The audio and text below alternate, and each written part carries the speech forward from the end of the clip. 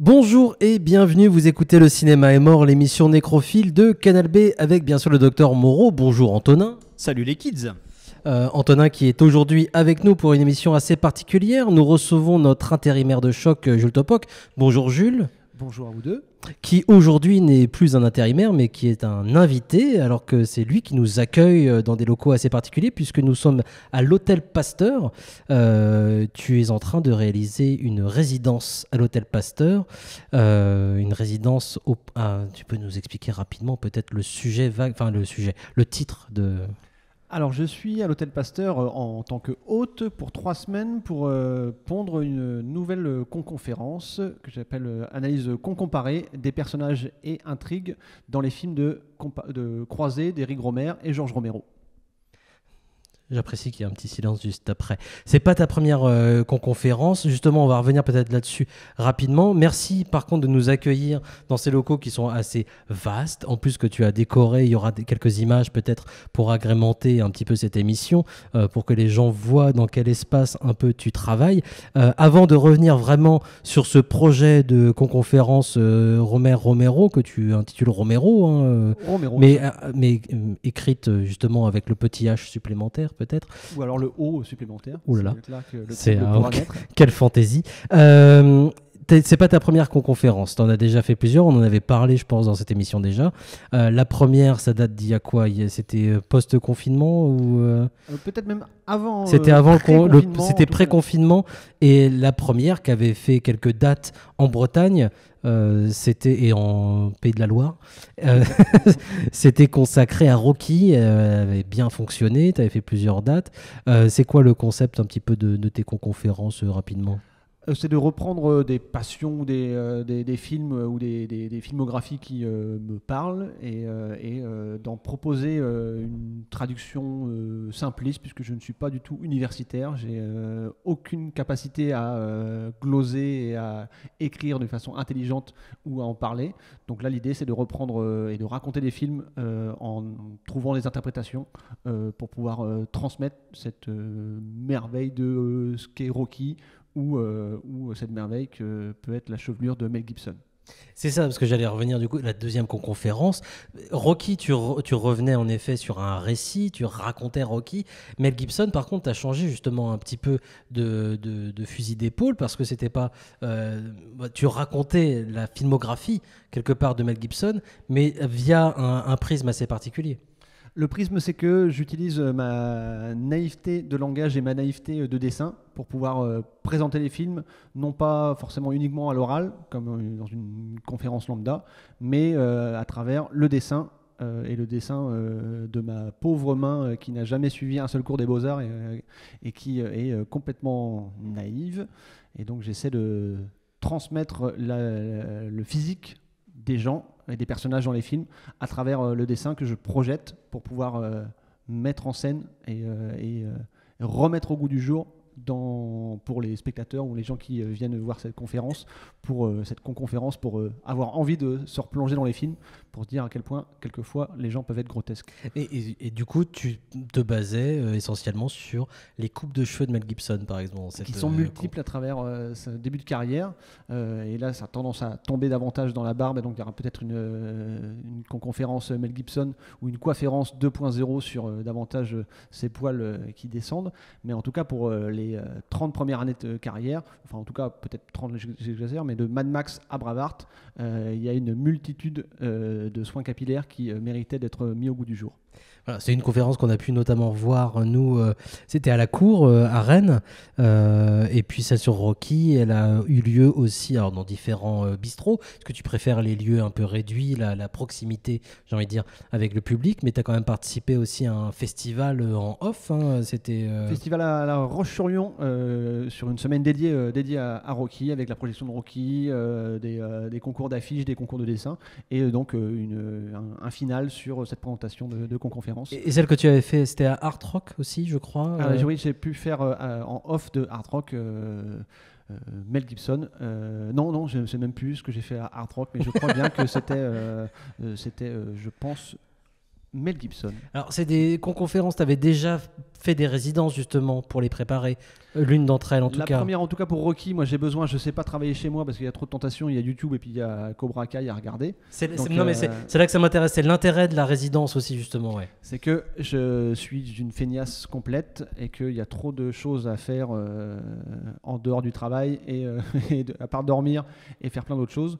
Donc là c'est l'idée de présenter un dossier, enfin en tout cas une proposition à l'Hôtel Pasteur qui est comme une pépinière et un endroit hyper riche pour pouvoir avoir un espace de création ou un espace dédié où eh bien là avec n'importe quelle idée qu'on peut proposer à l'Hôtel Pasteur via la conciergerie, on fait juste cette demande d'avoir un espace dédié gratuitement, mais de pouvoir participer aussi au projet de l'asso et d'Hôtel Pasteur et d'avoir et la chance d'avoir pendant 3 semaines un espace qui est beaucoup trop grand et généreux pour là ce que je suis en train de mettre en place, mais qui est quand même une chance folle et puis aussi l'occasion de croiser plein de créations sur ce lieu qui est assez fou et on a la chance d'avoir ça en tout cas sur Rennes.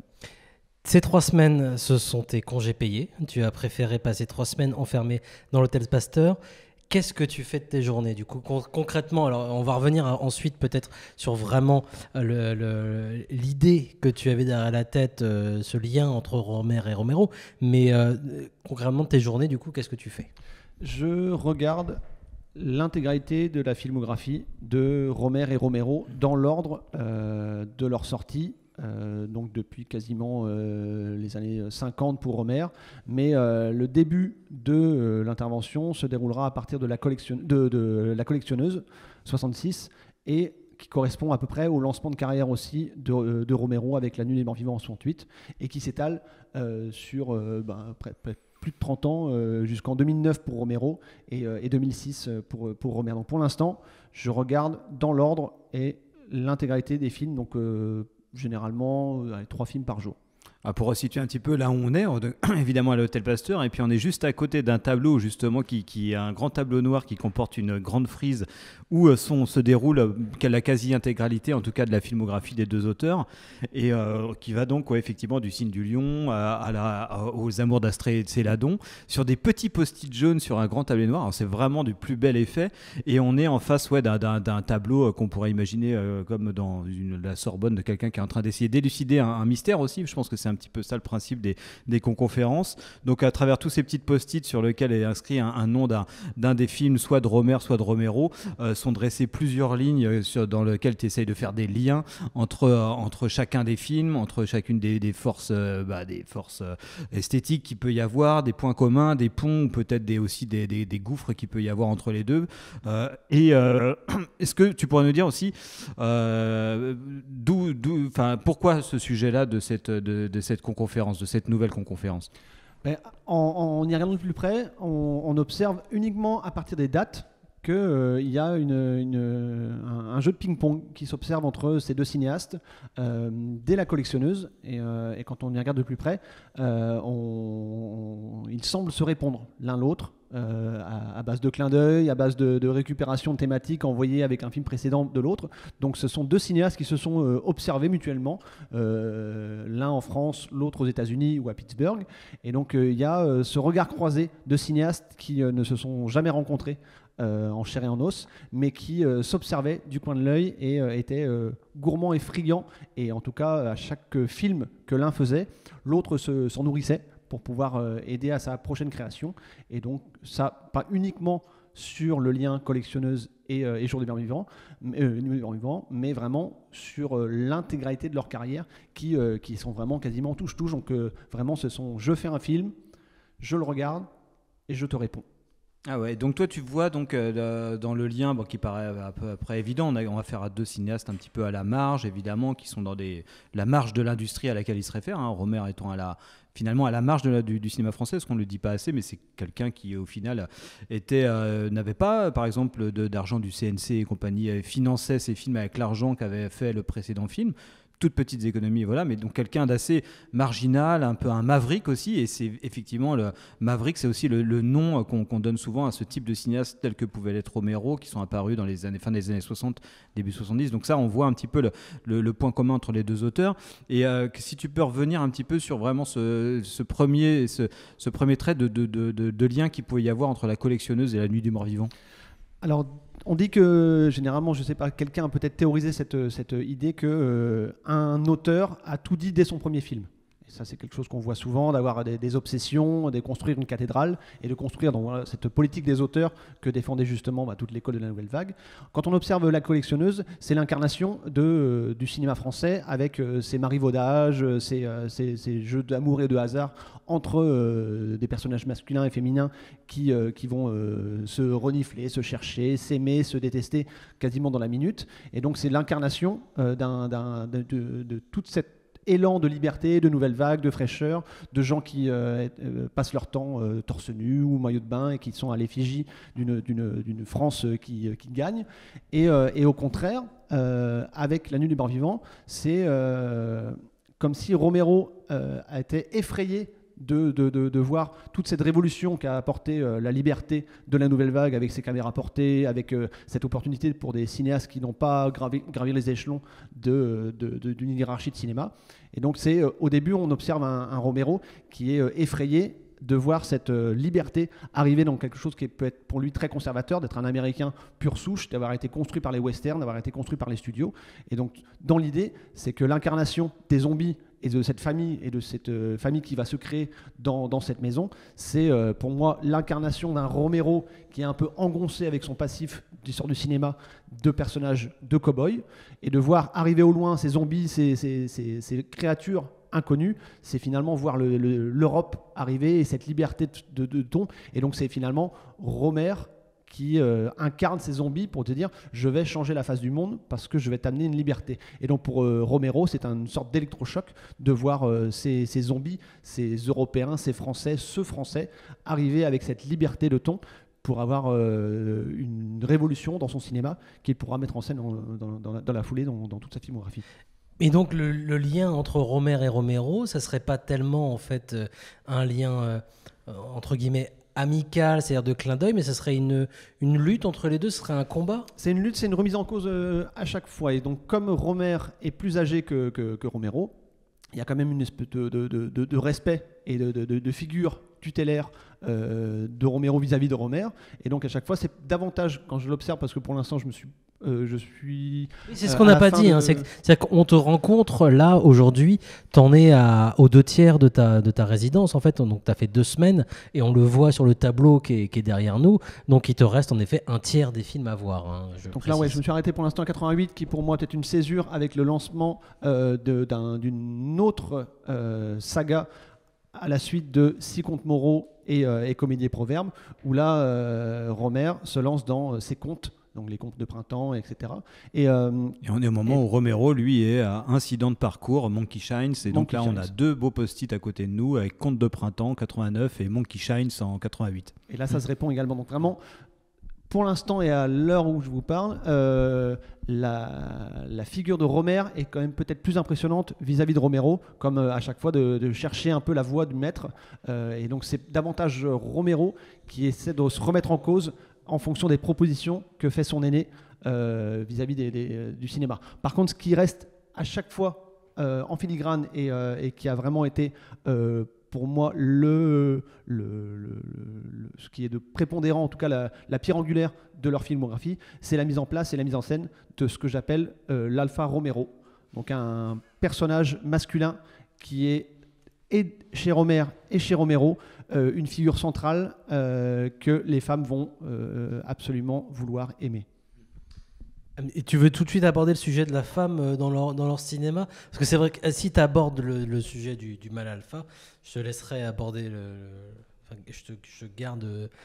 tu gardes précieusement le concept d'Alpha Romero pour toi, mais la place de la femme, on peut tout de suite aborder la place de la femme chez Romer.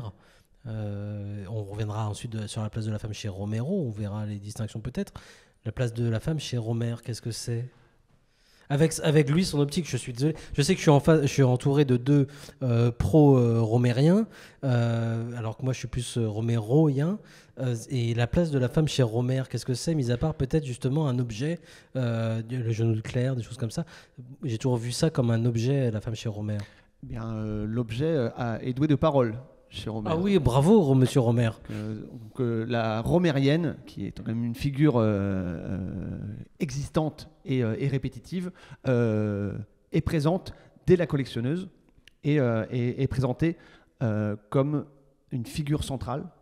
Et cette romérienne et cette incarnation de la romérienne va se dissiper sous toute sa filmographie, mais en deux catégories, ce que j'ai appelé la romérienne alpha et la romérienne bêta. Forcément, la romérienne bêta souhaite accéder à la posture de alpha, mais du fait de son physique un peu plus ingrat, Parce ne que la fera jamais évoluer dans la catégorie alpha. Parmi les actrices romériennes, laquelle serait donc bêta et laquelle serait alpha selon Alors, si selon je me ton retourne et que étude, je parce fais que face à l'intégralité... Oui, tu as un autre tableau. Alors, il y a un autre mur à côté de nous avec uniquement des post-it pour le coup et des noms.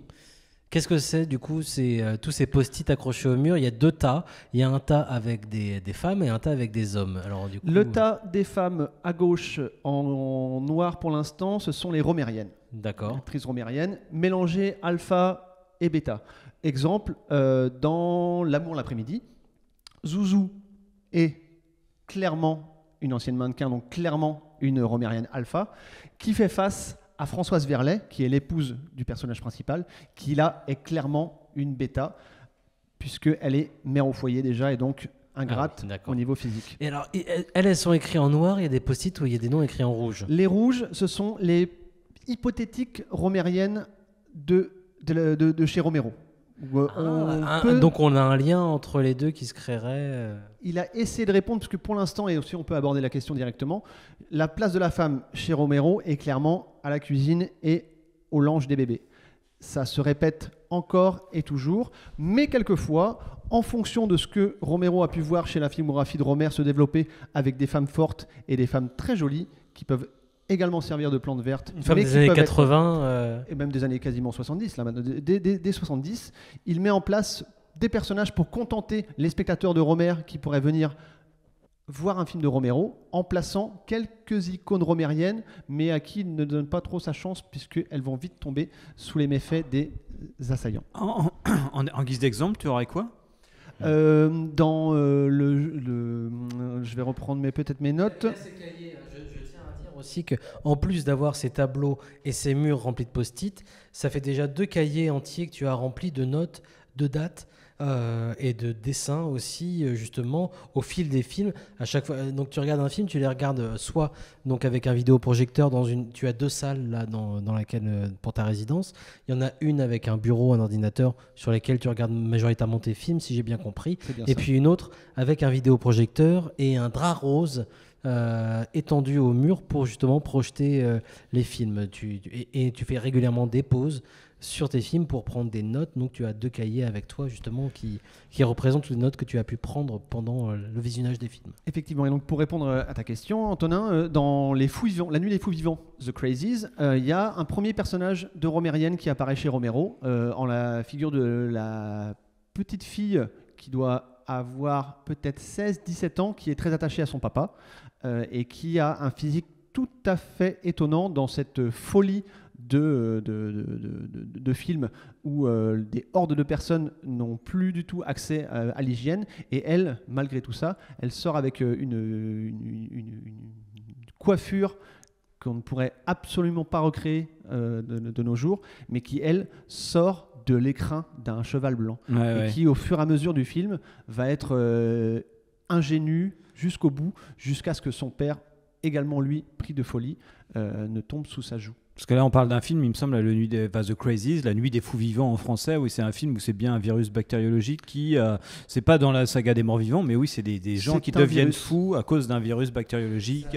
Ça avait été par la distribution française rebaptisé La Nuit des Fous Vivants pour jouer sur le succès. Mais c'est un truc que Romer a pu faire aussi. D'ailleurs, quand il fait sa série des contes moraux, c'est pour jouer sur un certain succès. Et puis, je fais une série, regardez la suite. Hein, et en France, du coup, les films de Romero qui, lui, ne jouaient pas à ce petit jeu-là, malgré tout. Hein. Je suis désolé de prendre sa défense parce que je suis le seul. Ah, mais je vais prendre aussi sa défense à Romero au fur et à mesure de. Le fait est que Romero faisait un film différent, mais en France, on continuait à essayer de l'inscrire dans une saga.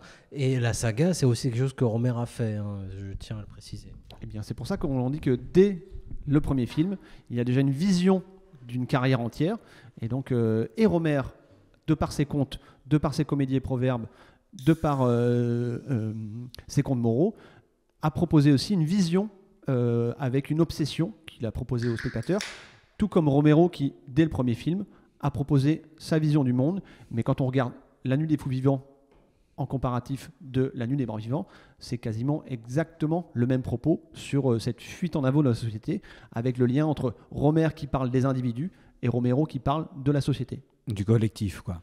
Et c'est marrant parce que tu vas quand même contre une sorte d'idée reçue critique. On a souvent, enfin dans l'histoire du cinéma français, on sait la place qu'occupe Romer et qui fait partie d'une sorte du corpus de la nouvelle vague, qu'on a évidemment, qui a été hyper importante pour le cinéma français et qu'on a voulu aussi un petit peu débiner ou décrier pour ces grands, enfin, parmi les contempteurs, en disant qu'elle était plutôt ancrée à droite et souvent en prenant Romer comme exemple, parce que Romer étant issu d'une grande bourgeoisie, était plutôt quelqu'un d'assez conservateur, très à droite, alors que Romero, lui, pourrait s'incarner est apparu dans un moment où dans le cinéma américain où la contre-culture apparaissait, on pourrait penser a priori que les valeurs de Romero se situeraient plutôt à gauche. Et toi, tu es quand même dans un rapport un peu plus renversé par rapport à ça, en disant que oui, il y a quand même, c'est beaucoup plus complexe que ça n'y paraît. C'est plus complexe que ça n'y paraît, puisqu'il y a un côté conservateur chez Romero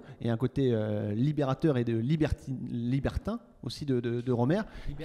Libertarien peut-être chez Romer. Là, vous venez peut-être de me lancer sur une nouvelle théorie, mais en tout cas, voilà, d'inverser les valeurs, parce que c'est un peu facile de dire que du fait que Romero fasse des films progressistes, ouverts vers le multiculturalisme, avec pour une fois et pour la première fois dans l'histoire du cinéma, un acteur noir qui soit engagé non pas parce qu'il est noir, à l'instar d'un Sidney Poitier, mais vraiment parce qu'il joue mieux que les autres lors du casting, et au contraire, un Romer qui, à aucun moment, ne va vivre dans son époque en filmant le multiculturalisme de Paris et en filmant ça en vase clos dans son propre univers parisien, élitiste et sûr de soi.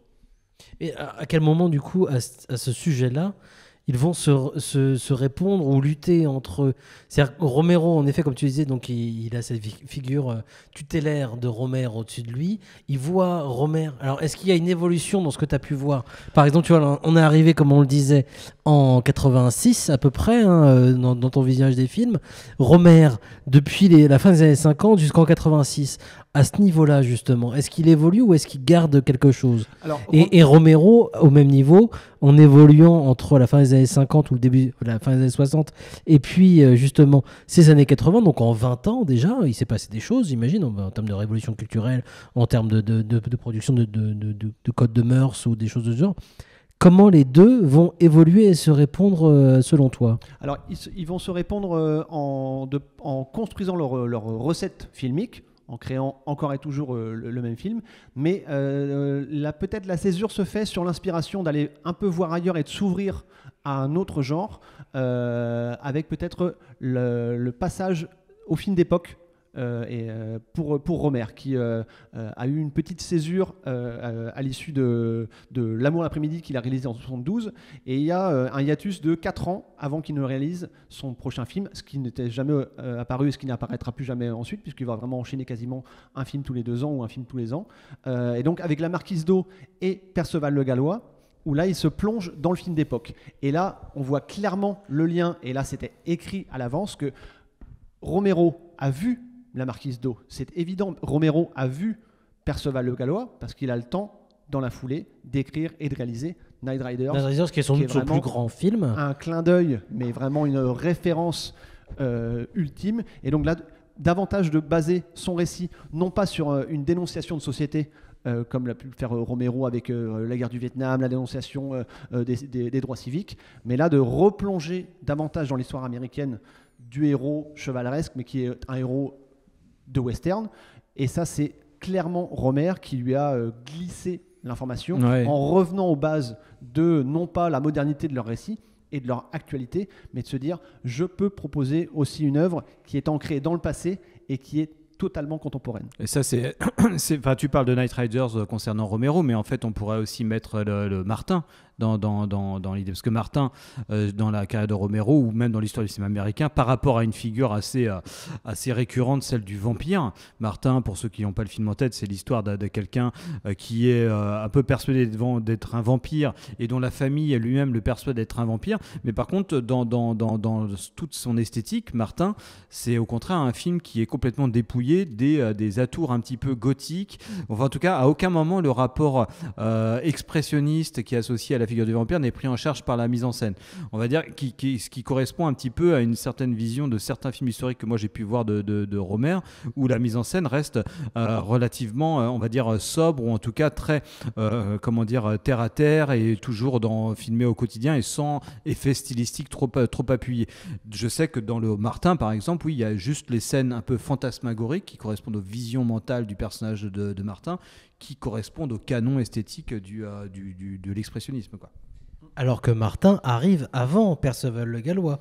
Mais justement, Martin, et les films d'époque de Rohmer. Martin est une réponse automatique de la Marquise d'O, puisque si vous n'avez pas vu Oui, moi j'ai pas vu la Marquise d'O. Dans la Marquise d'O, l'événement monstrueux qui arrive au personnage principal, c'est qu'elle est attaquée par des assaillants qui souhaitent complètement la violer.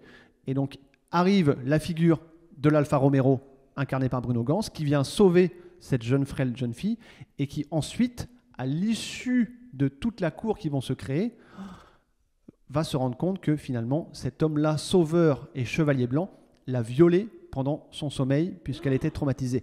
Et que fait le personnage de Martin dès l'introduction du film et tout du long de ses pulsions? C'est qu'il n'est pas en capacité de tuer ou de violer sans avoir mis sa jeune fille et les jeunes filles qu'il avait en proie en état de sommeil. Donc là, c'était une anesthésie qui leur procure. Donc c'est exactement une réponse et un copier-coller de ce que Rohmer a pu faire avec ce personnage qui endort une jeune femme. Mais ce qu'il a pu faire juste avant, en plus, c'est vrai qu'en effet, du coup, là, c'est troublant parce que du coup, c'est la même année, enfin, c'est un an après. Donc, en effet, c'est ça. Et donc là, c'est clair. Et que Perceval, dans la foulée, remet en place la figure du chevalier, la figure du français et du gaulois, ou en tout cas de la figure de la victoire. Perceval le Gallois, pour ceux qui ne connaissent pas, du coup, ce film, quand même, qui est un peu particulier, qui est pas. Enfin, moi, je sais que j'ai beaucoup de mal à regarder ce genre de film. Est-ce que tu peux présenter rapidement Perceval le Gallois Perceval le Gallois, c'est donc le parcours de construction. C'est un film, et on en a parlé la dernière fois, tu m'avais dit que tu aimais les films d'entraînement, où les gens s'entraînent avec un grand coup de montage, de gens qui soulèvent des fontes et qui progressent. Perceval est clairement un film d'entraînement, où on voit un jeune homme totalement naïf en la figure de Perceval, incarné par Fabrice Lucchini, qui était déjà sous le joug de Rohmer, avec une petite filmo dans Le Genou de Claire. Et donc, ce personnage de Perceval construit sa chevalerie, construit son physique tout au long du film. Et il rencontre beaucoup de jeunes filles à qui il fait tourner la tête. Et donc, c'est tourné dans des décors qui ne sont absolument pas réalistes, avec une chorale et un chœur qui vient commenter et donc traiter dans le texte les écrits de Chrétien de Troyes en vers et en ancien français. Donc l'artifice mis en avant, exactement ce qui est promu par Knight Riders, donc ce chef-d'œuvre de Romero qu'il réalise 2 ou 3 ans après, si je dis pas de bêtises. C'est début 81 Knight Riders, encore une fois, où là on suit une troupe de faux chevaliers, puisqu'on est quand même en contemporain, contrairement à ce que propose Romero, lui, inscrit son action dans le contemporain, donc début 80, où on suit une troupe de faux chevaliers qui vont faire des joutes, qui vont faire des combats, qui vont faire des... Voilà. Et on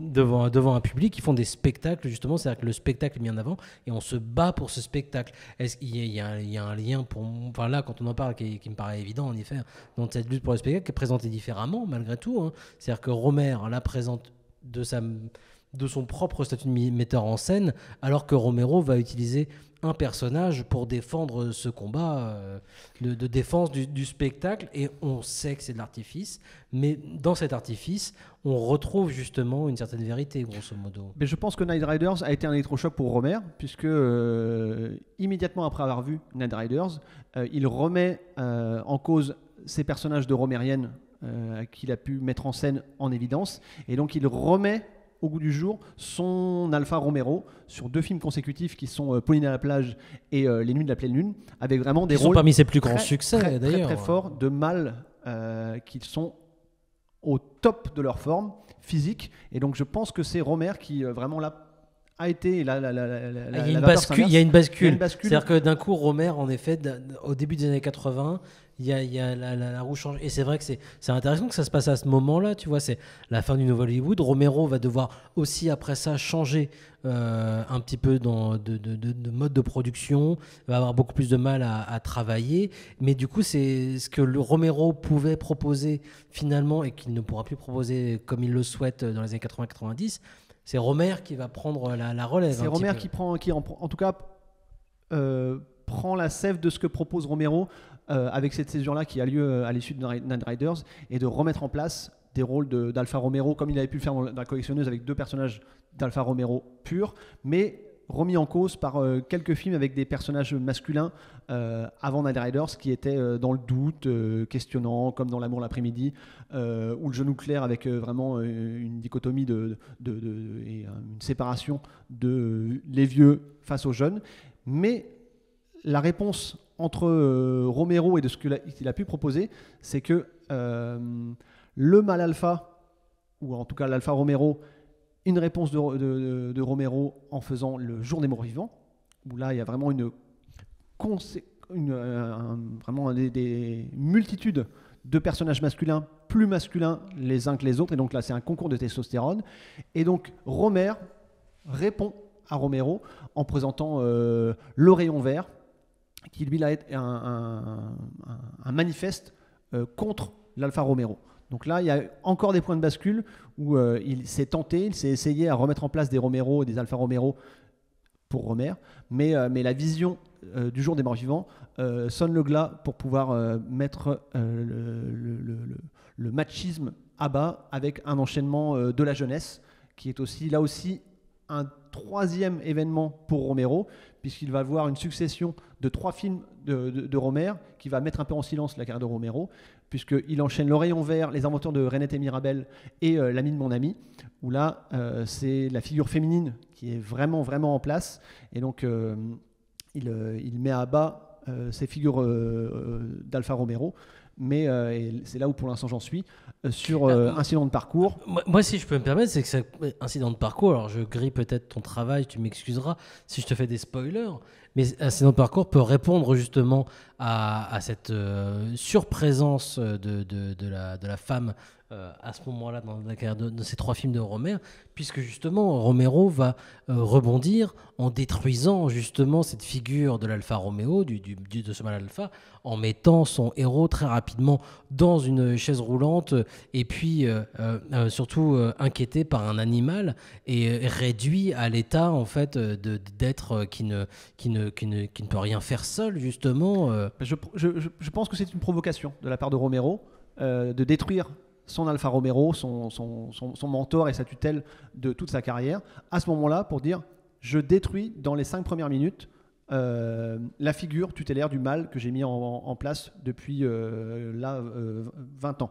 Donc j'espère, puisque qu'il a mis en place, qu'il utilisait en tout cas, parce que c'est pas lui qui est créateur de cette figure. Et donc mais en tout cas, je pense que pour Romer, ça a été aussi un électrochoc de regarder un film de Romero et de se frotter les mains en disant quelle proposition d'Alfa Romero va-t-il me proposer, et de le voir, sa proposition complètement détruite, puisque ce personnage-là, si je vous rappelle les 5 premières minutes de l'incident de parcours, c'est un homme qui se réveille avec une très très belle jeune femme dans son lit, très nu tout de suite. Il vient s'échauffer tout nu dans son salon, et ensuite il part courir avec des briques dans son sac, des poids sur les poignets, et la figure du mal est impressionnante. Et donc Romer a dû se dire « Ah, je retrouve enfin mon Romero avec ce qu'il a pu proposer depuis toujours ».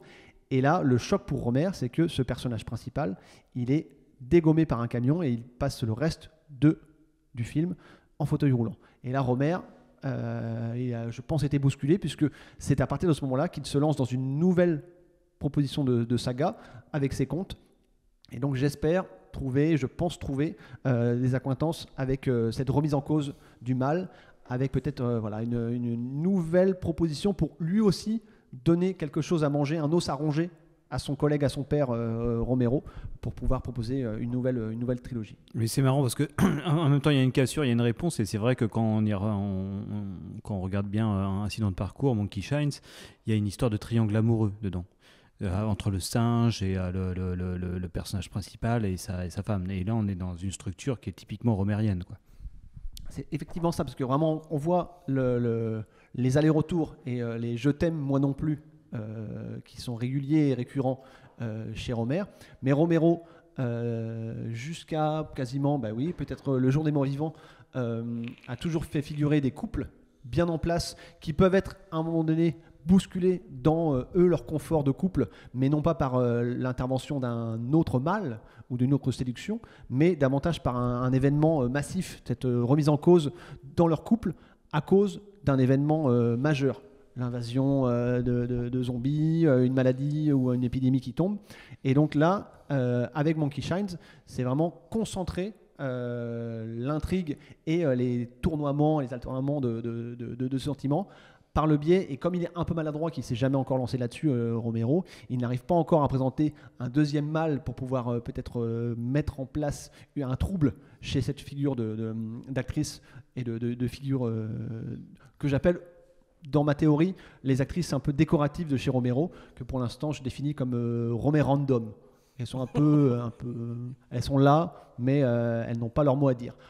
Dans Monkey Shines, il n'est pas encore assuré de faire face à un échange et une discussion entre deux mâles, à part se mettre des coups de poing et de jouer sur le verbe. Donc avant sa transition, peut-être, je l'espère, vers Deux yeux maléfiques, il met en place une troisième figure en l'incarnation d'un singe, puisque pas encore doué de parole, puisque Romero n'est pas encore habitué à manier cette langue et cette joute verbale, puisqu'il est davantage ancré dans la violence pour résoudre les conflits.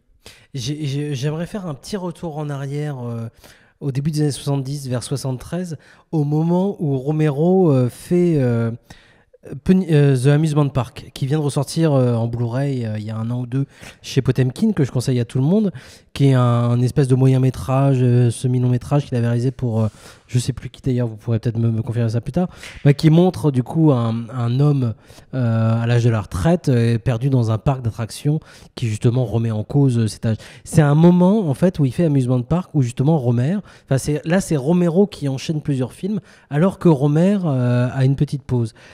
Est-ce que tu penses comme moi que c'est une attaque entre guillemets un petit peu de Romero envers Romer j'ai souvent vu moi que je voyais Romero mettre en scène un personnage qui représentait Romer. C'était déjà un vieil homme justement perdu là-dedans et c'est une attaque un petit peu envers Romer. Alors c'est peut-être une attaque, mais je pars du principe que Romero ne s'imagine Romer qu'à travers ses films. Donc il ne l'a jamais rencontré, il ne sait pas à quoi il ressemble. Donc je pense que Romero interprète à chaque fois et imagine ce que peut être Romer dans la vraie vie. Donc effectivement, peut-être qu'il est déjà vieux, peut-être qu'il est dans des obsessions qui ne sont pas les siennes. Par contre, je vois le lien, et encore davantage dans cette première partie et premier segment, de Romero qui est inspiré par l'œuvre de Romer. Et là, à mon avis, Romero a clairement vu les comédies et proverbes, ou en tout cas là, le contraire, c'est qu'il va proposer, c'est vrai que là je me mélange, mais en tout cas, à l'issue des 6 contes moraux, Romero a vu cette saga se terminer, et donc lui propose avec Amusement Park je dirais une comédie et proverbe anticipé avec quelque chose de simpliste comme le proverbe, c'est vieillir, ça fait mal. Et donc c'est aussi une source d'inspiration pour Romer, pour se dire effectivement là, Romero, mon ami lointain, vous venez de me mettre quelque chose sous le nez, c'est que je peux construire des récits simplement avec des phrases toutes faites et de mettre en place un lien. Oui, parce que c'est vraiment ça, hein, parce que tu l'as un petit peu évoqué, mais oui, Amusement Park a été exhumé il n'y a pas si longtemps que ça. C'est un film qui vient d'une commande d'un organisme qui voulait militer pour la conscientisation des masses sur le sort des personnes âgées, et donc en gros, et qu'on pourrait résumer vers attention à vos vieux, quoi. Et donc Romero a à la fois complètement respecté la commande et l'a détournée, parce qu'il a appliqué, il a fait résonner ce message-là à travers un récit plutôt horrifique dans un parc d'attractions où un vieux est complètement perdu et maltraité par une horde de plus jeunes, quoi. Donc là, c'est clairement ça. Je pense que ça a été pour Romer eh bien, un signal pour se dire effectivement, je dois éveiller les consciences et trouver, moi, dans mes obsessions, un guide, une trace pour aussi laisser une trace dans ce que je vais pouvoir proposer comme œuvre. Et à l'instar d'un vieux qui, quand meurt, c'est comme une bibliothèque qui brûlait, eh bien, lui propose de d'écrire sa propre histoire en proposant là, non pas quelque chose de figé comme il avait proposé en disant je vais réaliser 6 films sur des contes qui vont parler de la morale avec des hommes qui vont vers d'autres femmes que la leur, enfin en tout cas d'un homme marié qui va voir ailleurs mais qui se rend compte qu'il aime finalement la femme. Donc c'est ça tout le cours des contes moraux. Et à l'issue de ces 6 films, c'est vrai que Amusement Park a été un fer de lance pour se lancer non pas dans quelque chose de figé, mais de lancer des comédies et proverbes, et on ne savait pas combien il y allait en avoir, et au final, je ne sais même plus combien, 6 ou 7 encore, et donc là, j'espère qu'avec les contes, il y a une autre relance qui va augurer. Je ne sais pas si tu as réfléchi à la question, il y a quelque chose qui m'intéressait. Moi, Romero, donc, comme on l'a dit, hein, comme Romer d'ailleurs, ils étaient un petit peu à la marge des Mavericks, comme Antonin a pu le dire. Malgré tout, Romero, avec cette école américaine qu'il avait, a pu produire des films avec des techniciens qui étaient extrêmement compétents, des images qui étaient parfois superbes, que ça soit, et puis très différentes, que ce soit pour Martin ou pour Night Riders. Voilà, il y a des choses assez fascinantes en termes de technique. C'est là où je voulais revenir sur la technique. Romero a cette chance d'être américain et d'avoir du coup avec lui des équipes qui sont techniquement très impressionnantes, et il utilise ces moyens. Romer, à côté, va travailler à la marge, mais dans le cinéma français, donc les moyens sont très réduits. Malgré tout, il va s'accorder l'assistance en fait de certains techniciens qui sont parmi les plus exceptionnels de l'histoire, même du cinéma. Je pense notamment à Nestor Almendros, le célèbre chef opérateur des Moissons du Ciel notamment, mais pas que, qui a travaillé à plusieurs reprises avec Romer, alors même que Romer se refuse à utiliser correctement les talents de ce chef opérateur. Ah là, je suis pas d'accord du tout.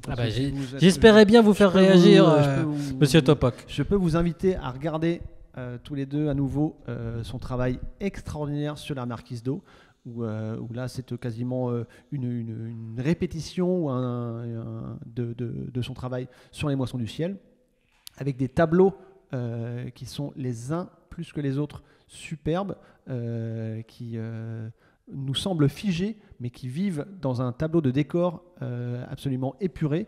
Et donc la Marquise d'O, avec ses jours-nuits et ses heures tombées, c'est un travail à tomber par terre. Donc vraiment, à chaque fois, il y a quelque chose de très posé, comparé à un cinéma assez hystérique, mais dans le bon sens du terme, avec Romero, avec des films qui démarrent pleine balle tout de suite, et surtout rythmé par ce montage en main de Romero, où chacun de ses films sont vraiment, en tout cas, dès que c'est lui qui s'en départit du montage après, à partir de Night Riders, mais l'enchaînement des plans et la multiplication des plans chez Romero, elle contrebalance et elle se met aussi en vitrine avec cette simplicité et cette acuité de Nestor Almendros et de la mise en scène de Romer. Donc vraiment au niveau de la photographie, il y a un choc. Et je pourrais aussi parler de son changement quand Nestor Almendros est parti, davantage travailler aussi aux États-Unis ou sur d'autres projets.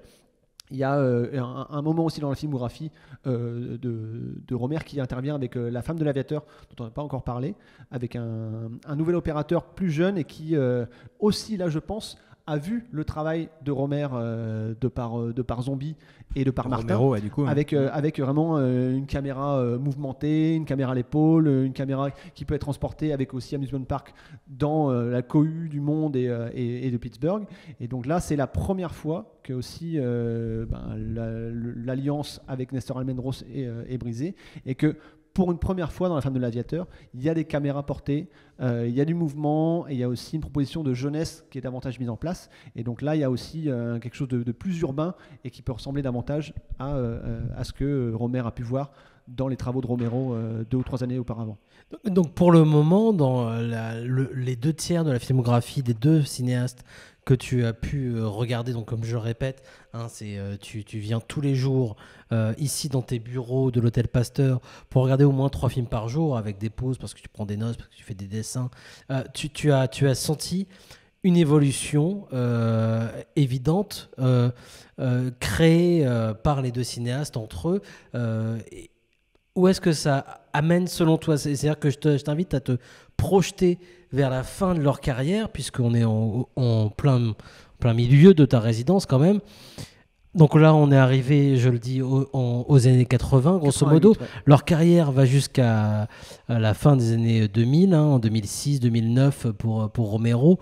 Où est-ce que tu vois leur relation aller jusqu'à la fin de ces années, en sachant que ce sont 2 cinéastes, du coup, déjà dans les années 80, qui ont déjà donné peut-être le meilleur d'eux-mêmes, c'est-à-dire qu'ils sont dans le bel âge, dans les années 70-80 tous les deux.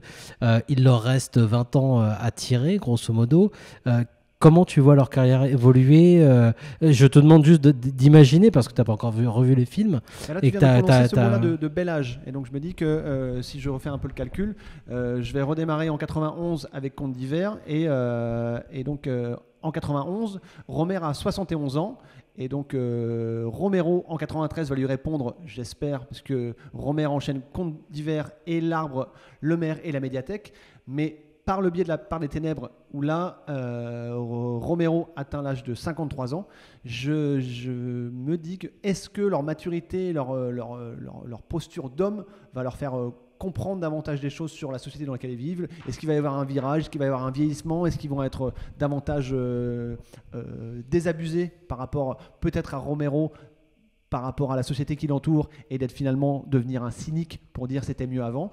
Et peut-être pour Romer, de me dire j'en ai eu assez de jouer avec la jeunesse et de jouer ou de montrer les aléas d'enfants, parce que vraiment très souvent ce sont des jeunes filles de 15 ans qu'il met en scène. Et là je me dis, est-ce que avec sa vieillesse et sa retraite quasiment anticipée, est-ce qu'à 70 ans je peux être encore au fait avec les individus et d'être pertinent? Donc je me dis, est-ce que la vieillesse va les gagner? C'est amusant que tu évoques la part des ténèbres. En même temps, il arrive à ce moment-là, donc c'est normal aussi. Mais c'est un moment où Romero, pour moi, justement, explicite un peu trop des choses qui étaient sous-jacentes dans tout son cinéma. Et c'était suffisant largement, en fait. Comme quoi, justement, en effet, le mal est présent et peut intervenir n'importe où. C'est quelque chose qui est dans la nuit des morts vivants. Enfin, sa trilogie des morts vivants, qui deviendra ensuite une sextilogie, je ne sais pas comment on appelle ça. Je sais pas non plus parce qu'il y en a 6 du coup maintenant là, donc c'est très compliqué. Mais voilà, la part de mal est présente dans l'homme. C'est quelque chose dont il était un peu convaincu, je pense, hein, mais par contre il avait un certain espoir quand même dans l'homme. Est-ce que Romer partage ou au contraire va contre cette idée de Romero, à savoir qu'en effet il y a du mal dans l'homme, dans ses comédies, dans ses marivaudages. Est-ce que Romer, selon toi, va dans le même sens, humainement parlant, de Romero, ou est-ce qu'au contraire, il garde tout le long de sa carrière cette idée que, de toute façon, on est, nous les bourgeois, au-dessus de la mêlée et que le mal ne nous atteint pas? Le mal ne les atteint peut-être pas, mais le mal amoureux et la rancœur et la blessure dans l'ego est présent sur toute sa carrière. Donc vraiment, le mal que peut faire un zombie physiquement, Romer, lui, le répond sur le mal émotionnel avec une femme qui va dire « je ne t'aime pas » ou un homme qui va dire à une femme « tu es un boudin ». Et donc c'est là la violence émotionnelle d'un Romer face à la violence physique. Et donc c'est peut-être deux visions avec un côté assez bourrin, américain et in your face, et un côté davantage français, mais tout aussi violent, sur des paroles qui peuvent être vraiment très dures. J'ai en mémoire, dans La collectionneuse, dès le début, de ce personnage masculin qui traite la collectionneuse de petite salope, et d'être complètement d'accord avec ça, et que tout se passe bien, alors que dans cette phrase-là, jetée à la face de ce personnage, c'est l'équivalent de prendre une morsure dans le cou et de se faire arracher la trachée. Donc il y a cette violence intrinsèque montrée de façon plus ou moins triviale, mais en tout cas c'est cette violence-là qui aussi surligne toute la filmographie de ces deux hommes qui sont, je pense, de grands romantiques. Aujourd'hui, donc, on est aux 2 tiers de la résidence, donc dans ces locaux de l'Hôtel Pasteur. Après ça, à la fin de la résidence, le projet, c'est du coup quand même de présenter la conférence au public. De la présenter, donc l'idée pour l'instant, c'est que là j'ai fait une pause depuis 2 jours dans le visionnage de films pour pouvoir m'attaquer au dessin. Oui, c'est un truc important quand même, c'est qu'on n'a pas trop parlé de ça, mais tu as évoqué ça, hein, mais tu dessines, et là on est rentré dans la salle, on a pu voir, il y avait une vingtaine de dessins qui étaient déjà prêts. Oui. Donc l'idée c'est des portraits quand même. Des portraits, des portraits où je veux présenter chaque personnage de chaque film. Et donc, plutôt que de logorer, de parler uniquement, je préfère aussi projeter les gens qui vont peut-être venir voir la conférence. En général, la conférence, donc il y a une installation avec un vidéoprojecteur ou un écran, en tout cas, justement, où tu présentes justement. Où je projette vraiment, où je montre les personnages, pour aussi qu'ils puissent humaniser une parole et un récit, et aussi se rendre compte que voilà, c'est personnifié par des acteurs qui aussi vont se répéter dans les filmographies de l'un et de l'autre, parce qu'il y a vraiment une espèce de famille qui se crée chez Romero et chez Romer, certes chez les techniciens, mais aussi mais des physiques qui se ressemblent parfois. Des physiques qui se ressemblent, mais des physiques qui évoluent, qui sont très ancrées dans leur temps, avec des esthétiques des particulières. Moi, je suis très attaché aux coiffures de par Mel Gibson. Donc là, j'ai accentuer mon travail sur la coiffure et le travail assez impressionnant que Romer a utilisé beaucoup de crayons. Hein, Alors pour l'instant, les pilotes, mon crayon officiel que je cherche davantage à avoir en budget, j'en use pour l'instant 2. J'en ai usé 2 et je crayonne beaucoup, en tout cas pour présenter. L'idée, c'est de présenter les films, de raconter ce qui s'y passe et de mettre le doigt sur des récurrences, des évidences. Là, le présenter l'Alfa Romero et chez Romer et chez Romero, mais également de parler d'obsession de chacun. Et je pense à une autre obsession, mais pour l'instant je ne sais pas où ça va mener, mais est-ce que ça va se répéter dans la filmographie de Romero. Mais rendez-vous compte de l'importance des motards chez Romero. Ça démarre très très vite avec des motards qui foutent la merde dans Season of the Witch. Des motards à nouveau dans La Nuit des Fous Vivants, et c'est bien les motards qui viennent aussi rentrer dans le fameux mall dans Zombie, et qui est donc l'apothéose de Night Riders. Donc voilà, il a une obsession, il a un problème avec les motos, et souvent les motards viennent pour foutre la merde. Donc est-ce que justement ce côté mal conservateur où je puisse imaginer dès le jour la nuit des morts vivants, où il était un pur conservateur américain et qu'il voyait peut-être certes en la figure des zombies l'Europe et la France arriver, mais on est en 68, et je vous rappelle qu'en 68, il y a Easy Rider qui est arrivé et qui vient un peu bousculer justement cette historique de studio et d'importance de la hiérarchie et quelque chose d'assez engoncé à cette époque-là. Et donc, je pense qu'il est resté traumatisé par l'arrivée de Easy Rider, dans lui, le cinéaste qui voulait faire du cinéma, mais du cinéma du vrai américain, avec du budget, avec des péplums, avec du décor. Et là, de voir Easy Rider arriver et bousculer, parce que Easy Rider est clairement aussi inspiré et référencé par le cinéma européen et la liberté de ton qu'il pouvait y avoir, je pense qu'il a fait une fixette avec Easy Rider, et donc il répète ce schéma-là comme le motard étant le méchant ultime. C'était ma dernière question, justement. C'est-à-dire que on peut imaginer évidemment que Romero, un cinéaste américain influencé par Romer, ça soit parce que leurs noms se ressemblent. Est-ce que selon toi, Romer a influencé plus que Romero? Est-ce que tout le cinéma, le nouvel Hollywood, finalement, a été en part, parce que c'est pas le seul, c'est sûr, hein, influencé par Romer? Est-ce que l'influence de Romer va au-delà de Romero, selon toi, dans le cinéma américain? Je pense que le cinéma américain doit entièrement tous les aléas amoureux. Dès que l'on parle d'amour, c'est Romer qui a écrit le mode d'emploi. Après, ça va être assez intéressant de voir ton regard sur L'Arbre, la mer et la médiathèque, qui est le film de Romer qui s'intéresse peut-être le plus à l'histoire, à la question du collectif. Et je pense que c'est là-dessus, la question du collectif, même si on dit souvent que voilà, le cinéma américain est vachement plus sur l'individualisme. En tout cas, le cinéma de Romer, lui, la question du collectif l'intéresse finalement assez peu. On peut le voir jusqu'ici, là où on t'en est dans ta résidence et dans ton revisionnage de tous les films. Je pense que la question du collectif, c'est quelque chose qui n'est pas hyper important. La question politique, pas très important en termes collectifs. Parce là, que l'Arbre de mer... fait. Et oui, peut-être que ça a déjà été fait. Et L'Arbre, le mer et la médiathèque, c'est un film qui pose la question assez frontalement, et peut-être même dans un point de vue assez qui pourrait être très fordien. Et on sait que Romero pouvait être très fan de John Ford aussi. Donc là, ça va être intéressant là quand tu arriveras à ce niveau-là de voir des nouveaux ponts que tu pourras dresser entre les deux continents, Romer et Romero. Et de voir enfin peut-être un point de vue politique de société par rapport à Romer et ce grand débat qui peut se mettre en place avec l'Arbre qui va semer des troubles avec, j'espère et j'ai hâte de revoir Lucchini et Grégory qui s'affrontent. Il est malheureusement temps de nous quitter. Évidemment, nous vous tiendrons au courant, chers auditeurs, des conconférences une fois qu'elles seront publiques. C'est-à-dire que faut pas t'espérer te voir dans une grande salle. Hein. Tu es plutôt adepte des petits bistrots et des salles avec justement une proximité avec le public. On vous tiendra au courant. Il est temps de nous quitter. Merci Jules Topoc de nous avoir accueillis à l'Hôtel Pasteur lors de ta résidence, donc de cette conconférence Romero. Merci à vous en tout cas pour cette, j'espère, analyse concomparée qui sera riche encore en événements et en propositions de théorie. Vous pouvez retrouver cette émission en podcast évidemment sur le site de Canal B et puis le lien sur les différents réseaux sociaux que le docteur Moreau utilise. Merci docteur Moreau d'avoir participé à cette émission. C'était un plaisir.